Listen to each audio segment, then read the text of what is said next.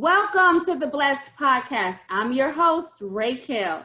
This podcast is to help you experience being blessed that transcends a mere hashtag. Let me add my disclaimer. I'm not an evangelist, preacher, prophet, or Bible scholar. I'm a God-worshiping, Jesus-loving, Bible-believing, New Thought Christian who believes that God blesses us according to our faith and how we work his principles. So if you're ready to be encouraged and grow your faith by hearing how God is blessing his children, then you're in the right place.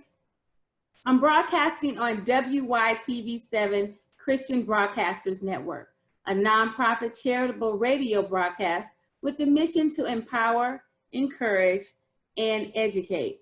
Donations are always welcome to further our mission. You can donate at www.ywtv7.org.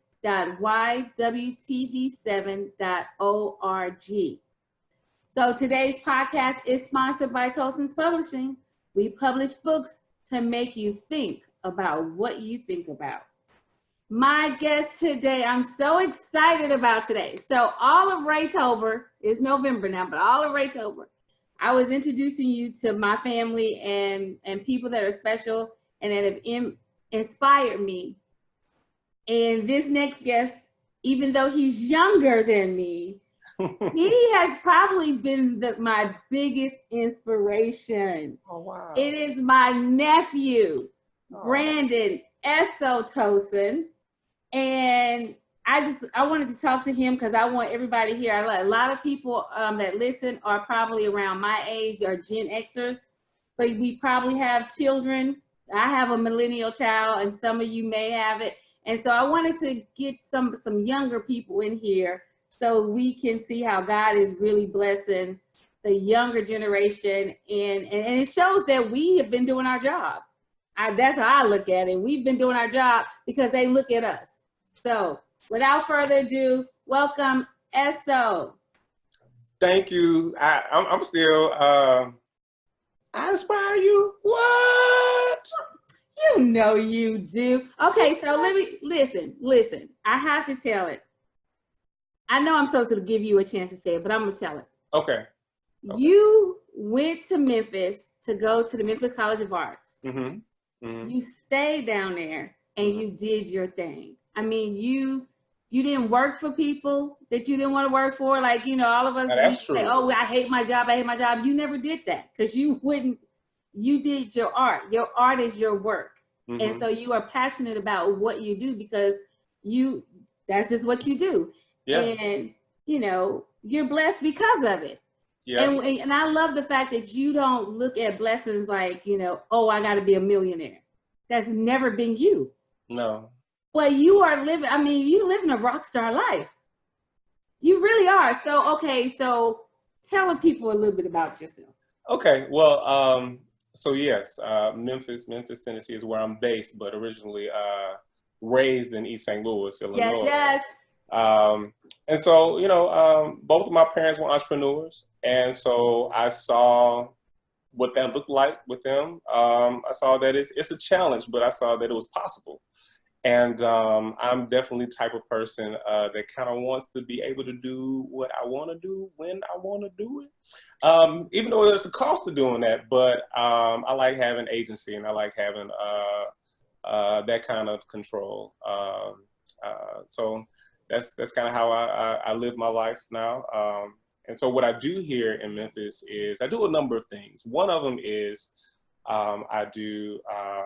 I partner with my business partner, Dana James Mwange, and we do consulting for brand consulting.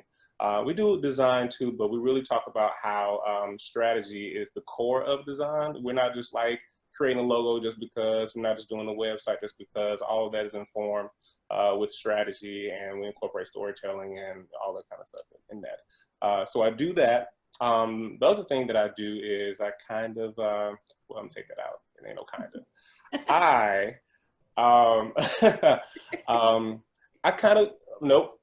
create platforms for artists through different kind of programming. So I created this, or I was co-founder of organization or platform called Artistic Lounge, which is a place where artists can come together and do a lot of their original content, and have a lounge atmosphere to kind of be a part of that. So you have people to kind of come in, and there's a networking component or a mix and mingle component, but that's not the focus. It's really about having a safe space for community and artists to just kind of come together and just be themselves. And I still haven't been there. Well, it's good. It's good. It's a great place. I know your mom was there. She let me see it on Facebook Live. And I was like, I need to be there. It's good. It's good. And so creating things like that, and I use my artwork as a part of that community development as well. So I do hand lettering, and hand lettering is basically drawing letters, right, in short. But how I use that as an avenue to inspire. I use that as a way to create community, or at least challenge community a little bit. In short, that's kind of what I do. I mean, I do music and I do some other things as well, but like the core of what I do is those things, and really having community to be a big part of that. So. Okay, so speaking of community, we came to Memphis, not at the right Sunday, but we came to Memphis, and we're driving around, you know, because we got to go get our barbecue, and we see your lettering all around the city. And I'm like, that's my nephew. Wait a minute. And it was like the Al Green music, or Let's Stay Together, and talk about that. Just tell us. So hand lettering. Okay, so how I got into it, before I was doing it, I was freelancing. I was a freelance designer. And when you're freelancing, you ain't got a whole lot of time for other stuff that ain't making money. So I was able to get a position at this nonprofit, and I was their head designer there. And so then there was room for me to like just do other things that I wanted to do, because I knew how much I was getting every month. And so what I did, my first check, I got sketchbook, Sharpie, markers, some other pens, and I just started really exploring, just playing with letters, and I posted them online. And in doing that, I kind of developed a fan base, and there was another artist in the city that got the job to do the banners on the light poles or whatever. And he liked my stuff, and so he asked if I would, partner with him, and I was like, cool. And so the funny thing about that world of hand lettering is that it has it has had a very distinctive look and feel, and most of the people in there are white. I'm gonna say that. Okay. And I didn't know what it looked like for me to come into that community with my perspective and all those things. So it was a lot of stuff that I was nervous about coming into it. It's like, am I doing it right? Is it, all of those things. And so I did a mock-up, and then I presented it to the guy. I was like, so do you want me to do it, the traditional way, or how everybody else on Instagram and all that are doing it, or do you want me to do it? And he was like, man, I hit you up for what you do. I really enjoy that, and I want you to do it that way. And I was like, okay. And I did. And I sent him the files, and he designed the banner, but I gave him the lettering portion of it. And he put it together, and I want to say it was about 2 months. 2 months later, after going through the process, I saw them, and they were hanging up.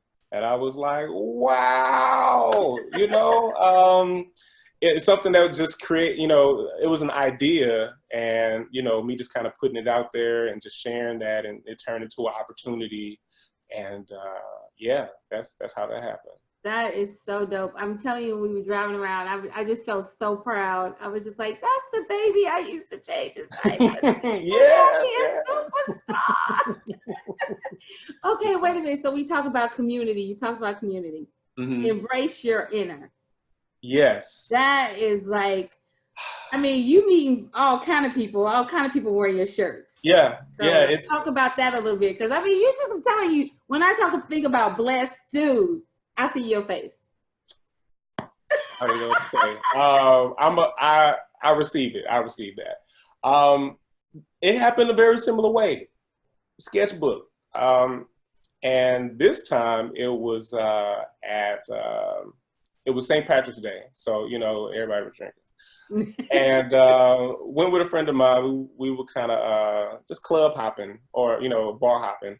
And we went to this one bar, and this young lady came up, and she had a few, I'll say that. And so it was kind of entertaining, you know. And so it was like, okay, we're just gonna see what this is about. Like, what's going on? And so she was apparently trying to get away from this guy. And, you know, they were bar hopping as well. And so apparently he was from England, and he was just, you know, really enamored with her. And she was just kind of venting to us, and we just, you know, listening to the whole situation. And she said this thing. She said, you know, I really don't like him, and he just keeps trying to, you know, talk to me. And I mean, he got this accent. People think it's cute. I just don't like it. I don't like him, and he just need to get in touch with his inner Memphis. That's what he needs to do. And I was like, huh, that's pretty good. And I remember writing that down.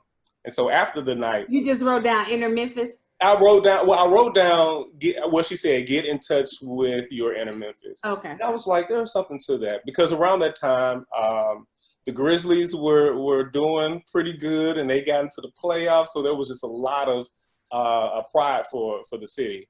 Okay. And I'm like, oh, this would be good to kind of catch on to that energy. And so I was, you know, putting it together, and I didn't like get in touch with it. It was too long. And I was like, how about embrace? So it was like, embrace your inner Memphis. And so I put it out there on, you know, Instagram, and it had gotten the most attraction, you know, that I had at that point. A couple of local organizations shared it. It was like, yeah, you know, rah, Memphis. And in short, somebody asked for it to be on a shirt. And I was like, okay. And so I talk to my people, you know. Thankfully, I have some amazing people that can just, hey, put something together. In about 72 hours, I had a website where you can pre-order the shirt, and it turned into a business. And I've kind of really just been doing that ever since. And so since then, I mean, it's it's gotten international success.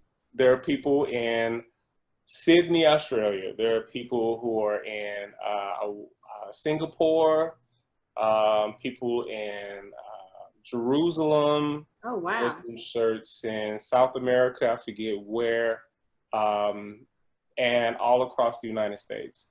And the whole thing about embracing your inner Memphis is, Memphis is a very unique place, and it's been struggling with identity, I would say, for quite some time. And there are things to reinforce that identity crisis. And what I kind of want to do is kind of, you know, bring some attention to, like, hey, be proud of the city for what it is, because that's exactly what every other city does. Right. Even Austin, Texas is proud of what it is and how it came to be. Right. You know, even Nashville, but it's what these cities do. It's what Oakland, it's what Chicago, Brooklyn, Atlanta, New Orleans, all these cities, you know, if they are embracing that, why can't we embrace who we are? Right. Because when you embrace something, it's important to you. And when something is important to you, you take care of it. So it's really about when you embrace something, you take care of it. So embracing your inner Memphis is it being important enough to take care of it. So there's that aspect of it as well. Oh, that's nice. I like that. I didn't even know that. That's real cool. And now that Penny Hardaway is like taking the Memphis, you know, University of Memphis, I'm thinking that you need to have some shirts over there so they can take some pictures. We're going to have to figure that out. Yeah, you're probably right. And then what? Justin Timberlake's from Memphis. Yeah. The people over at Graceland need to be selling the shirts. Yeah, well, Like, Rachel ain't trying to sell nothing but Grayson stuff. Let me tell you. I talk to him. Somebody needs to go put on one and take a picture at Graceland in it. Yeah. But that's really, you know what? Let me tell you, all your whole story. You know what stuck out for me? What? That she was bar hopping and the young lady had some drinks. And you know, in the church community, since we are on a Christian station, and my podcast is called Blessed, but I'm different. You know, Auntie, I'm different. But you see how alcohol gave you that idea? Because that's what, you know what I'm saying? It was a drink. The lady was drinking some alcohol. And see, that's what I tell people. I said, see, don't get it confused, you know, where you get so holier than thou and somebody have a drink and you can't do nothing, you know, and you can't talk to them. And say, that lady done blessed you with an idea. It was because of what she said out of her, I don't know if she was drunk or, but she had some spirits. She had been drinking. Yeah, she had been drinking. And she said something, and God spoke to you through all of that while you were in a bar. So you didn't have to be in church to hear from God. And now look how blessed you are. And see, and this is like my whole thing with, like, I need people in the church, Christians. I just need us to like understand that God is bigger than the church. Yes. He's bigger than our religion. And he will meet us wherever we are. Yeah. Wherever we are to get us what we need so we can be blessed. But you had to run with it. Yeah. You had to, you know, do some stuff. You had to put it out there. Yeah. But you were sitting in a bar where you got inspired. Look at God. See right there. I could shout right now. Yeah, I mean, like, so that concept of, you know, where you can receive, it can only be in this building. Like that's probably the most limiting thing that you can ever do with God. Yeah. Like God can't exist outside of that, or outside of Sunday, or outside of whatever, you know. And I think particularly with that situation, I think being in tune, and so when you're in tune, you can see God anywhere. Anywhere. You know, so it's really, so you have to work in tune like that. That's what that part is. So wherever you show up, because even Jesus, one, he turned the water to wine. Hello. Okay. But also he was everywhere. Everywhere. He was everywhere. He didn't limit it. And then that's a whole nother thing. That's a whole other thing. Okay. So look, wait. Okay. Before we get off into that, because we only got a certain amount of time. A certain amount of time. And I have to talk about this. And this is why I want to talk to, young people, because we can talk about certain things. All right. You said you were passionate about culture, style, and good cocktails. Because you my nephew and good cocktails. We do enjoy our good cocktails. Yes. But when you said passionate about the culture, so now there was a statement that was said by Kanye West. Now I actually love the fact that he's all about God and he's got this CD out. I listened to it today. It was pretty good. I'm all for him. I was rocking with him from Jesus Walks. Okay. Now, mind you, I don't think all Christian songs have to say Jesus or God, because I still think that, but that's another topic too. Yes, we're going to have to have a music. We're going to have to have a music episode. But culture, he said that Black people don't have culture. And then he talked about like our culture of like all these things that we buy from white people. And I thought to myself, that's not the culture. And I'm like, is that what young people think culture is? Our culture is not that.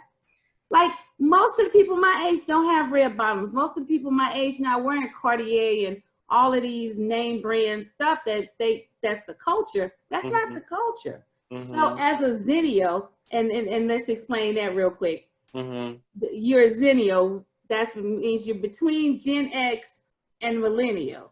But what else does it mean? I'll say this. I don't think that it's. I think we're the elder millennials. Because I am a millennial, like, and I think they changed the dates, but it's really a mindset. It's really just we were the last group of kids who played outside.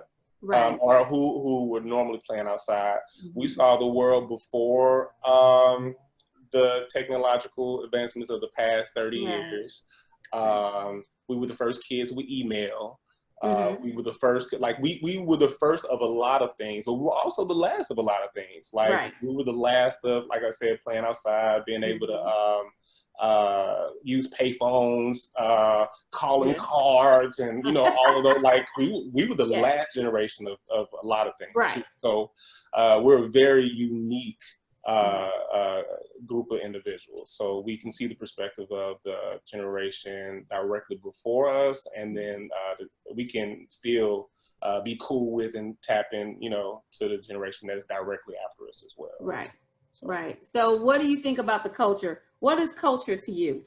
So culture is basically just the, I want to say the expressions of a people, usually through like the humanity. So like art and food, and dance and fashion and all of those things are a representation of a culture. I don't really know what Kanye was talking about. I don't identify. And I think when I talk about culture, I talk about specifically the culture of Black people, Black culture, inner city culture, because that's a different thing from just rural, Black culture, which is a different thing all in itself.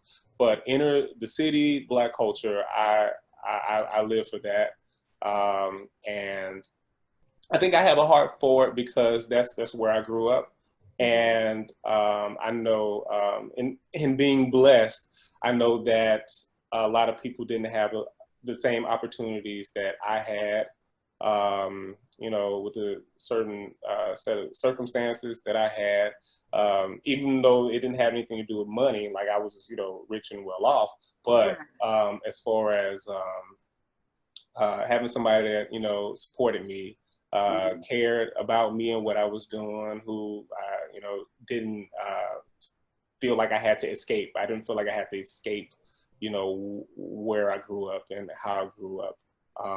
And so being able to see that, I wanted to help people with that through art, because I love art, and art can speak to a lot of different people. It can be interpreted a lot of different ways. So I use art as a medium or a vehicle to ignite pride in a certain way, and to challenge people's perspectives of things, and to kind of, do all those things. So first of all, culture, I'm gonna just say this, disclaimer, I think outside of a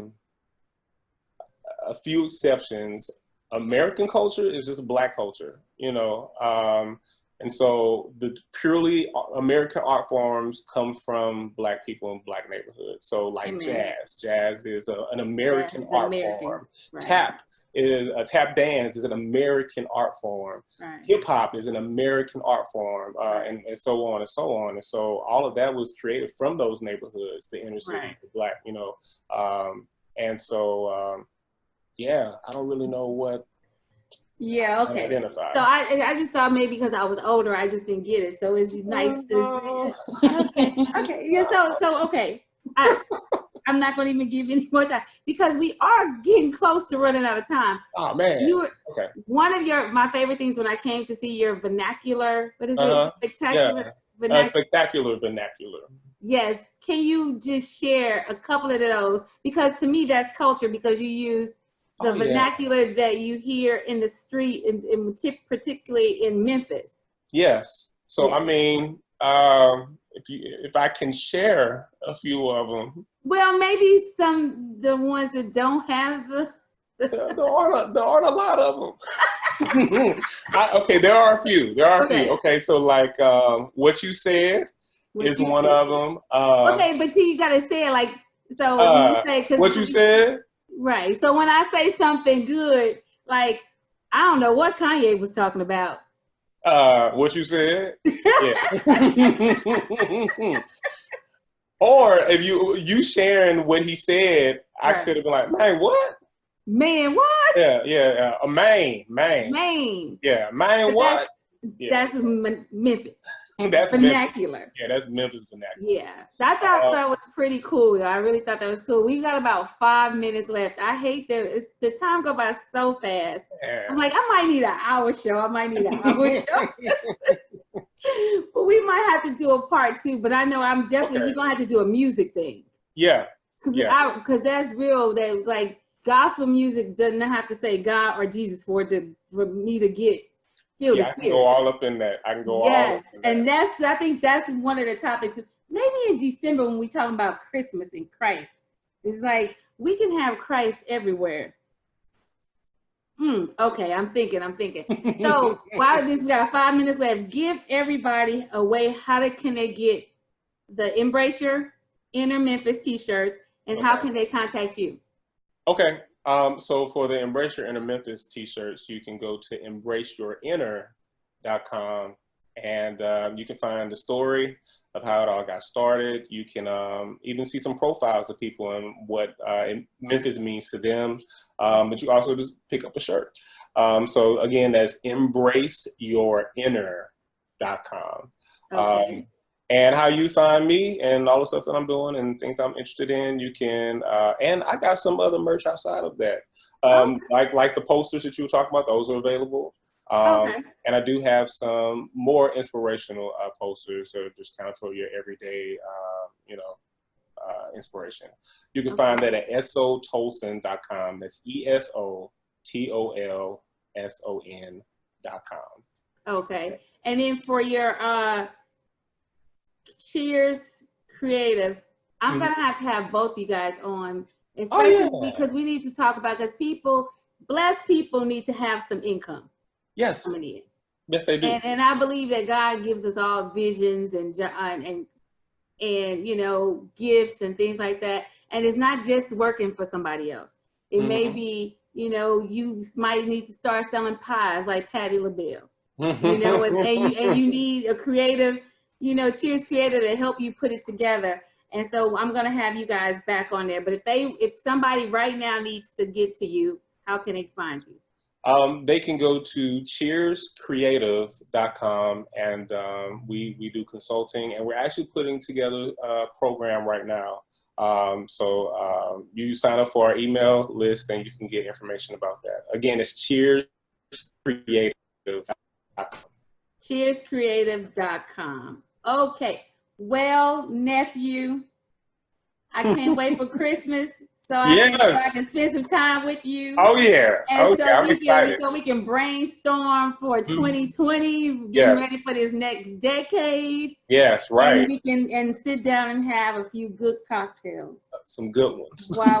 and maybe the Spirit will bring us some more good. The Spirit, where the Spirit is, there is liberty. Amen. I'm probably gonna get a whole lot of people calling in on this one right here. But it is what it is, and I'm who I am. I am who I am, Yes. I love you, nephew. Love you and for too. Everybody out there, just remember, God is out here blessing folk. And what he's done for others, he will do the same thing for you. Until next week, be blessed. Thank you for listening to the Blessed Podcast with your host, Ray Kell. Today's episode was brought to you by Tolson's Publishing. If you're ready to elevate your thoughts and exercise your faith to live an abundant life, then purchase a copy of Why Are Church Folk Poor today on Amazon or BarnesandNoble.com. Be blessed.